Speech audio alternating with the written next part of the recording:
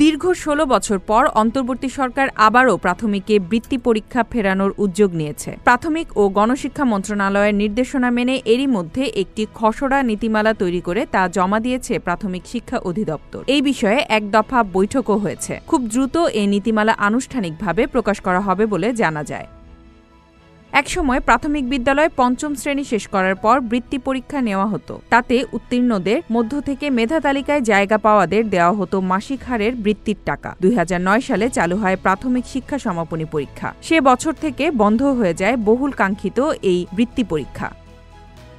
শিক্ষার্থী, অভিভাবক সহ শিক্ষকরাও বৃত্তি পরীক্ষা বন্ধ হওয়ায় ক্ষোভ জানিয়ে আসছিলেন। সে সময় বৃত্তি পরীক্ষা বহালের দাবিতে মাঠেও নেমেছিলেন অভিভাবকরা। তবে আওয়ামী লীগ সরকার তা আমলে নেয়নি। ফলে বৃত্তি পরীক্ষার বিষয়টি ভুলতে বসেছিলেন শিক্ষার্থী, অভিভাবকরা। শেখ হাসিনা প্রাথমিক, মাধ্যমিক সহ প্রতিটি স্তরের শিক্ষা ব্যবস্থাকে একেবারে ধ্বংস করে দিয়েছিল। শিক্ষা নীতিমালা পরিবর্তন থেকে শুরু করে মেডিকেলে ভর্তির প্রশ্ন ফাঁস, এমনকি বিসিএস পরীক্ষায় প্রশ্ন টাকার বিনিময়ে বেচাকেনা হয়েছে তার শাসনামলে। এছাড়া শিক্ষক নিয়োগেও বাণিজ্য করে কোটি কোটি টাকা হাতিয়ে নিয়েছিল আওয়ামী নেতাকর্মীরা।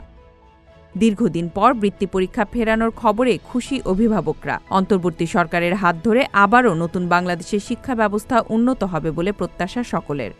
Z news, Dhaka.